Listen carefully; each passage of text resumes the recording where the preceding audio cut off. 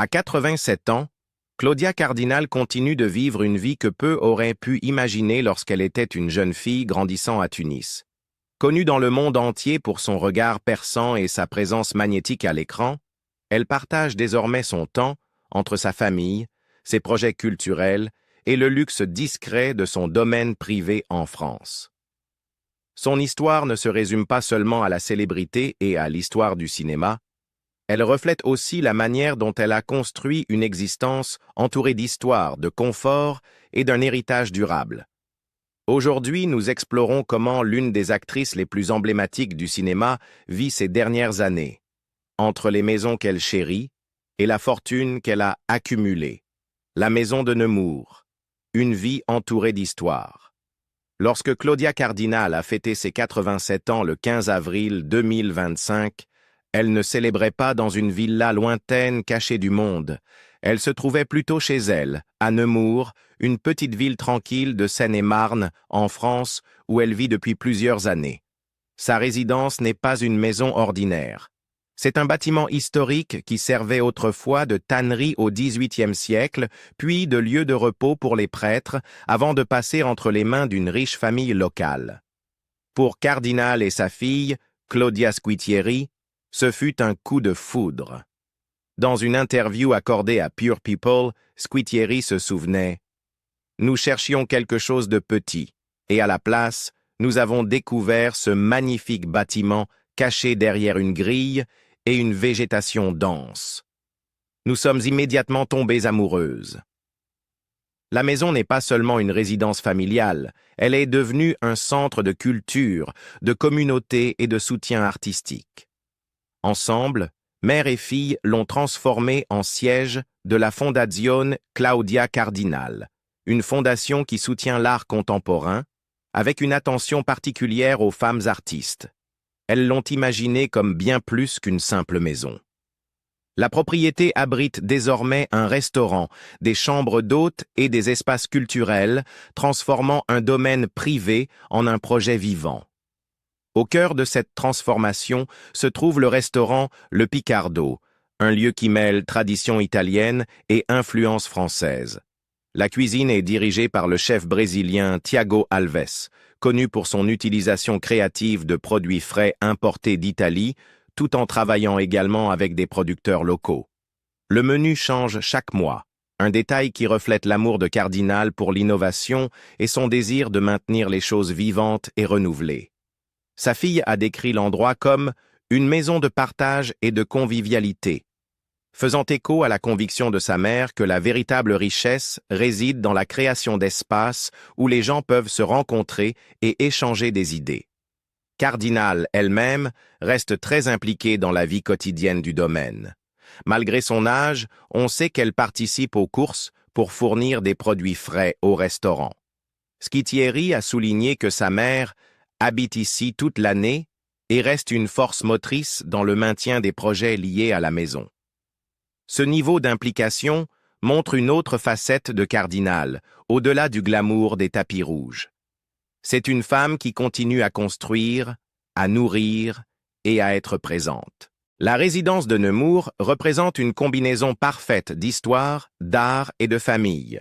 C'est une maison qui illustre la capacité de Cardinal à équilibrer toute sa vie publique avec une dignité privée. Bien qu'elle ait été honorée internationalement par des récompenses, comme le Lion d'Or à Venise en 1993, l'Ours d'Or d'honneur à Berlin en 2002, la Légion d'honneur en 2008 et le Grand Cordon de l'Ordre national du mérite en Tunisie en 2009, son héritage ne se limite pas aux trophées et aux titres. Il vit plutôt dans les murs de sa maison de Nemours, où l'art continue de prospérer, et où elle a créé un environnement qui inspire les jeunes générations. Même si les médias continuent de spéculer sur sa fortune et son empire financier, c'est ici, dans ce domaine vieux de plusieurs siècles, que l'on trouve le reflet le plus fidèle de la richesse de Claudia Cardinal. Il ne s'agit pas seulement de valeurs immobilières ou d'investissements. Il s'agit de la richesse d'une vie ancrée dans la culture, le patrimoine et la communauté. Sa fortune, entre réalité et mythe. Peu d'actrices de la génération de Claudia Cardinal ont suscité autant de spéculations sur leur richesse qu'elle. Les chiffres avancés ces dernières années oscillent entre une réalité modeste et une fantaisie extravagante, créant une étrange dualité entre faits et légendes. D'un côté, des sources respectées estiment depuis longtemps sa fortune nette à environ 10 millions de dollars, accumulée en grande partie grâce à des décennies de travail dans le cinéma européen et à quelques projets hollywoodiens. De l'autre, des rapports sensationnalistes, notamment du magazine People with Money, ont dressé le portrait d'une fortune atteignant 145 millions d'euros, alimentée par des investissements supposés, des entreprises et des contrats publicitaires lucratifs. La vérité se situe probablement entre ces deux extrêmes. La carrière de Cardinal dans les années 1960 et 1970 l'a placée parmi les actrices les mieux payées d'Europe. Ses rôles dans des films comme Le Guépard, 8 et demi et Il était une fois dans l'Ouest ont confirmé son statut d'icône culturelle et elle a pu exiger des cachets importants. Pourtant, elle n'a jamais fait partie du système hollywoodien des contrats mirobolants. Malgré ses apparitions dans La Panthère Rose, Circus World et Les Professionnels, elle a décliné à plusieurs reprises les offres de s'installer aux États-Unis pour se consacrer à une carrière hollywoodienne. Cette décision, qui a préservé son indépendance, signifiait aussi qu'elle se privait des cachets colossaux et des revenus résiduels dont certains de ses contemporains ont bénéficié. Cependant, sa longue carrière, couvrant plus de 150 films, lui a assuré un flux régulier de revenus. Combiné à une gestion financière avisée, cela explique la somme plus réaliste d'environ 10 millions de dollars. L'idée qu'elle ait accumulé près de 150 millions d'euros, en revanche, paraît exagérée lorsqu'on l'examine de près. Des rumeurs prétendaient qu'elle possédait une chaîne de restaurants à Rome baptisée avec humour chez la Grosse Claudia, un club de football à Tunis, et même une ligne de vêtements appelée Cardinal Séduction, accompagnée d'un parfum nommé l'eau de Claudia. Ces histoires peuvent faire sourire à la lecture, mais elles portent toutes les marques de l'embellissement médiatique. Un récit particulièrement populaire évoquait un contrat publicitaire très lucratif avec la marque de cosmétiques CoverGirl, qui lui aurait rapporté des millions en royalties. Bien que Cardinal ait effectivement été associé à des marques prestigieuses au cours de sa carrière, il existe peu de preuves vérifiables d'un partenariat aussi massif et durable. De même, l'affirmation selon laquelle elle aurait gagné 46 millions d'euros en une seule année, entre 2024 et 2025, relève probablement de la fabrication destinée à capter l'attention du public. Pour Cardinal elle-même, qui s'est souvent exprimée avec humilité sur sa vie, ces chiffres sont presque risibles. Ce qui est indéniable, cependant, c'est la fascination persistante du public pour sa situation financière. Cela reflète quelque chose de plus profond. L'idée que les stars de l'âge d'or du cinéma vivaient forcément comme des rois et que leur richesse devait être à la hauteur de leur célébrité. Dans le cas de Cardinal, ce mythe persiste en raison de son charisme magnétique et de la grandeur des films dans lesquels elle a joué. Elle est devenue, à bien des égards, un symbole d'opulence cinématographique, même si sa fortune personnelle était bien plus modeste. Et pourtant, même si l'on met de côté les exagérations, son parcours financier reste impressionnant. Partie de débuts modestes à Tunis, où elle a grandi en parlant le français, l'arabe et le dialecte sicilien avant même d'apprendre l'italien, elle a construit une carrière qui lui a apporté non seulement une reconnaissance internationale, mais aussi une stabilité financière durable. Elle a remporté presque toutes les grandes distinctions d'actrice, sauf l'Oscar, et a reçu des prix honorifiques pour l'ensemble de sa carrière dans plus de 15 pays. Bien que sa fortune ne rivalise pas avec celle des milliardaires d'Hollywood d'aujourd'hui, elle reflète une vie de succès constant et de choix prudents. En fin de compte, le mythe des millions de Claudia Cardinal en dit peut-être plus sur notre propre désir de croire aux légendes que sur ses comptes en banque réels. Qu'il s'agisse de 10 millions ou de 145, l'essentiel est qu'elle demeure en sécurité, respectée, et qu'elle puisse consacrer ses dernières années à des projets qui comptent pour elle. Pour Cardinal, La mesure de la richesse a toujours été moins une question de chiffres que de la vie que ces chiffres lui permettaient de mener. Une carrière de luxe et d'indépendance. Le parcours de Claudia Cardinal, des ruelles étroites de Tunis aux plateaux de tournage les plus prestigieux d'Europe, n'est pas seulement une histoire de talent, mais aussi d'indépendance. Née en 1938 de parents siciliens, elle a grandi en parlant le français, l'arabe et le dialecte sicilien, n'apprenant l'italien qu'au moment de ses débuts dans l'industrie cinématographique italienne. Son entrée dans le cinéma fut presque accidentelle. Après avoir remporté un concours de beauté à Tunis, dont le prix était un voyage au Festival de Venise, elle se vit offrir l'opportunité de tourner dans son premier film, Goa. Ce fut le début d'une carrière qui allait s'étendre sur plus de 6 décennies. L'ascension de Cardinal fut rapide. Après seulement 2 mois de cours de comédie, elle signa un contrat de 7 ans avec l'un des studios italiens les plus prestigieux. Ce contrat la propulsa dans une série de productions qui firent d'elle l'une des actrices les plus demandées des années 1960. Ses premiers rôles dans Rocco et ses frères de Luchino Visconti et La fille à la valise l'imposèrent comme une force dramatique. En 1963, elle apparaissait déjà dans 2 des plus grands films européens jamais réalisés, 8 et demi de Fellini et Le Guépard de Visconti. Ses œuvres, acclamées dans le monde entier, confirmèrent en sa réputation d'actrice à la fois magnétique et profonde. Ce qui distingua Cardinal de beaucoup de ses contemporaines fut son refus de se soumettre au système hollywoodien. À maintes reprises, on l'invita à s'installer à Los Angeles. Elle accepta certes des rôles dans de grandes productions américaines telles que La Panthère Rose avec Peter Sellers, Circus World avec John Wayne et Les Professionnels aux côtés de Burt Lancaster.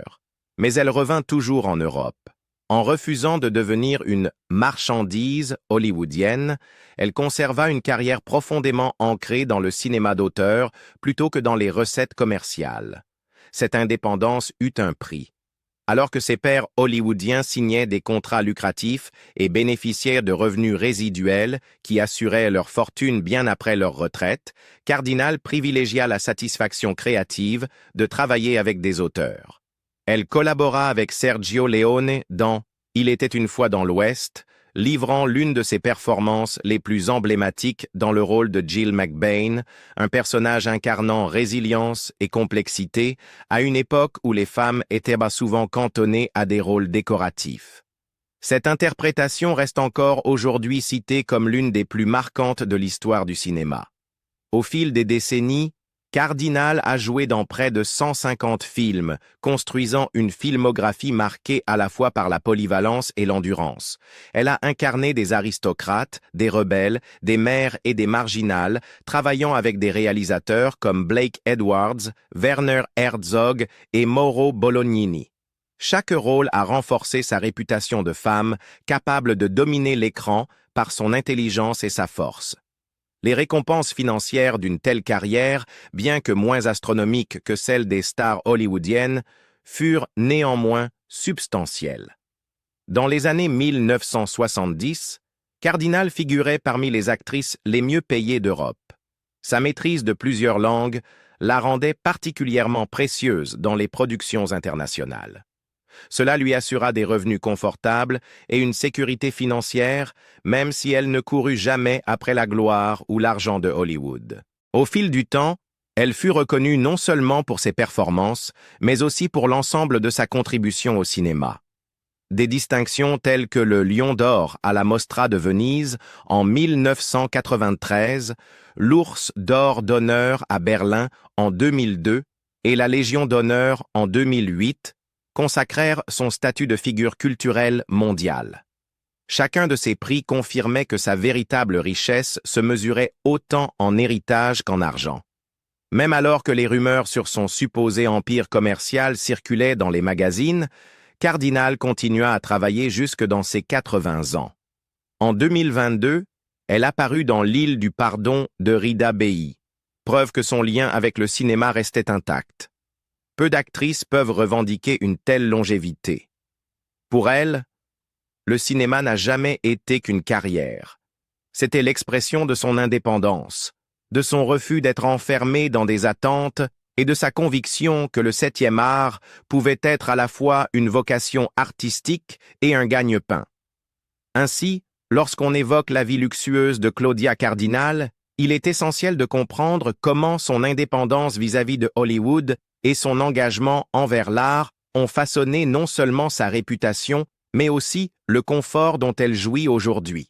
Sa vie de luxe n'est pas le fruit du hasard, mais le résultat de choix soigneusement réfléchis, équilibrant gloire et dignité, ambition et intégrité. Voiture, style de vie et luxe personnel. Lorsque l'on pense au luxe, on imagine souvent des villas somptueuses, des bijoux inestimables et des flottes de voitures rutilantes au soleil. La version du luxe selon Claudia Cardinal est plus subtile, plus ancrée dans la réalité, mais indéniablement glamour. Tout au long de sa vie, elle a su apprécier les belles choses, toujours avec discrétion plutôt qu'ostentation. Dans les années 1960, alors que Cardinal devenait une sensation internationale, elle adopta rapidement le mode de vie d'une star européenne. On la voyait souvent aux festivals prestigieux de Cannes, Venise ou Berlin, se déplaçant en voiture avec chauffeur et côtoyant l'élite mondiale. Les automobiles faisaient partie de son image publique et bien qu'elle n'ait jamais exhibé de collection comme le font certaines célébrités modernes, elle a toujours eu un goût prononcé pour les voitures européennes classiques.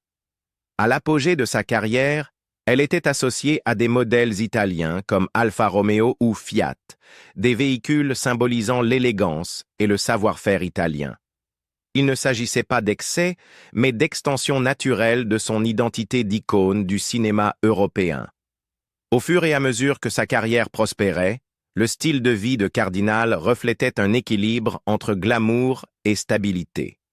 Elle investissait dans l'immobilier plutôt que de dilapider sa fortune dans des luxes éphémères. Contrairement à certains de ses contemporains qui engloutissaient leurs gains dans des yachts ou des jets privés, elle constitua un patrimoine qui lui assura un confort durable. Sa résidence actuelle à Nemours illustre mieux que tout cette philosophie. Historique, spacieuse et culturellement significative, elle associe le charme d'un bâtiment du XVIIIe siècle à la fonctionnalité moderne.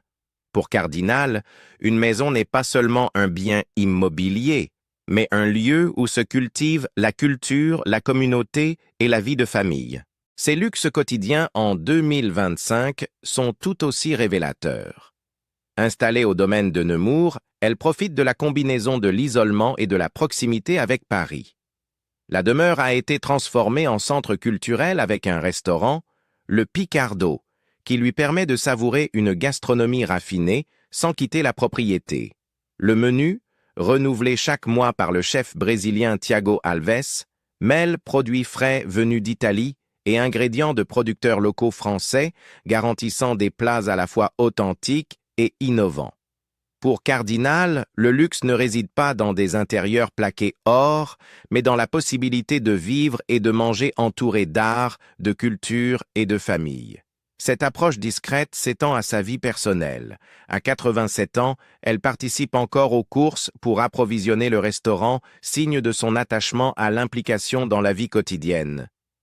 Pour elle, le luxe n'est pas l'isolement, mais la participation. Elle a résisté à la tentation de se retirer totalement dans la vie privée, préférant rester au cœur d'une communauté vivante et active. Sa garde-robe et ses bijoux témoignent aussi de son style. Au cinéma, elle portait souvent des créations de couturiers italiens, incarnant l'élégance sophistiquée du cinéma européen des années 60. Au fil des décennies, elle a collectionné des pièces emblématiques, mais n'a jamais cherché à les exhiber de façon ostentatoire. Lors de ses apparitions publiques, son style reste intemporel plutôt que tapageur, preuve que, pour elle, le luxe réside dans le raffinement et la continuité. Quant aux voitures dans ces dernières années, elle n'est plus cette femme photographiée entrant dans un coupé sportif dans les rues de Rome. Aujourd'hui, ce sont la praticité et le confort qui guident ses choix.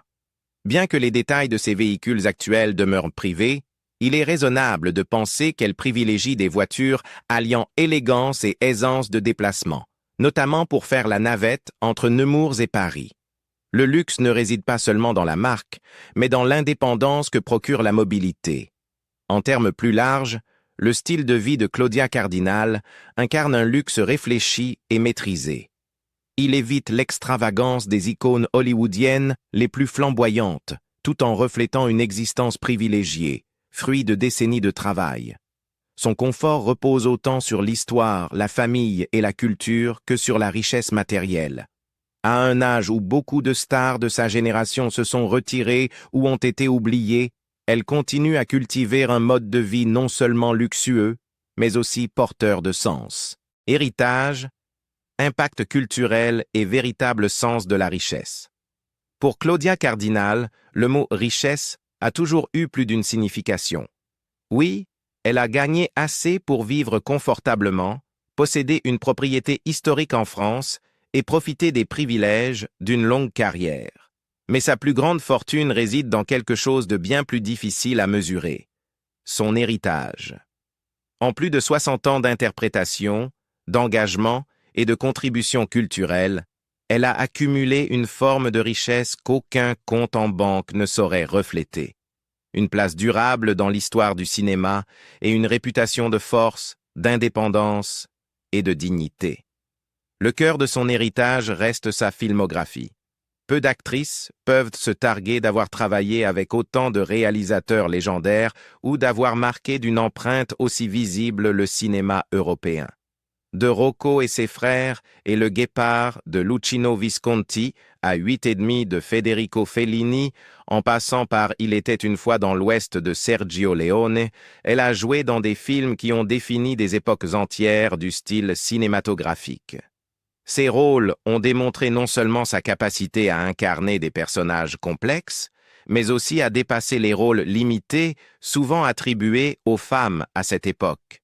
Elle n'était pas simplement la présence glamour aux côtés d'hommes puissants. Elle était une force, une figure dont le regard et l'énergie redéfinissaient souvent les films eux-mêmes. Cet impact artistique a été reconnu officiellement par de nombreuses distinctions.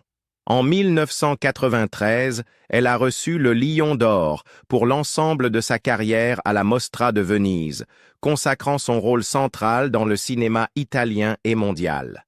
En 2002, elle a été honorée de l'Ours d'Or d'honneur au Festival de Berlin. La France l'a décorée de la Légion d'honneur en 2008, tandis que sa Tunisie natale lui a décerné en 2009 le Grand Cordon de l'Ordre national du mérite. Ces distinctions reflètent non seulement sa contribution au cinéma, mais aussi son rôle de pont culturel entre les nations. Peut-être que le chapitre le plus important de son héritage est celui qu'elle a choisi d'écrire dans ces dernières années. Avec sa fille Claudia Schittieri, elle a cofondé la Fondazione Claudia Cardinal, basée à Nemours. Cette fondation est dédiée au soutien de l'art contemporain, avec une attention particulière portée aux femmes créatrices. Ensemble, elles ont restauré le Picardo, un site historique de Nemours, en un espace culturel vivant qui abrite non seulement leur fondation, mais aussi un restaurant et des résidences artistiques. Grâce à cette initiative, Cardinal s'assure que son nom ne soit pas uniquement associé au passé, mais reste activement impliqué dans l'avenir de l'art et de la culture. Cette démarche révèle le sens profond de sa fortune. Alors que les magazines à scandale se disputent pour savoir si elle vaut 10 millions de dollars ou 145 millions d'euros, sa véritable richesse réside dans les opportunités qu'elle crée pour les autres. Chaque fois qu'un jeune artiste bénéficie de la Fondazione, chaque fois qu'un spectateur redécouvre « Il était une fois dans l'Ouest ou 8 et demi », l'héritage de Claudia Cardinal s'enrichit encore. Son impact culturel se mesure aussi à l'exemple qu'elle a donné en tant que femme dans le cinéma. À une époque où les actrices étaient souvent jugées principalement sur leur apparence, elle s'est imposée comme une artiste dotée de profondeur et de personnalité. Elle a prouvé qu'une actrice pouvait être à la fois glamour et imposante, élégante et sérieuse, désirée et respectée. Pour des générations d'actrices après elle a servi de modèle, rappelant qu'elle pouvait exiger davantage que des rôles décoratifs. Aujourd'hui encore, à 87 ans installée à Nemours, Cardinal démontre que l'influence et le sens dépassent largement l'écran. Elle reste active, engagée dans sa communauté et passionnée par le soutien aux jeunes talents. En 2022, elle a même joué dans L'île du pardon de Rida Bey, preuve tangible de son lien indéfectible avec l'art qui a façonné sa vie. Alors, quand on demande « Quelle est la véritable fortune de Claudia Cardinal ?» la réponse ne se trouve pas seulement en euros ou en dollars. Elle se trouve dans l'histoire qu'elle a façonnée, les films qu'elle a laissés, les ponts culturels qu'elle a bâtis et la générosité qu'elle continue d'incarner.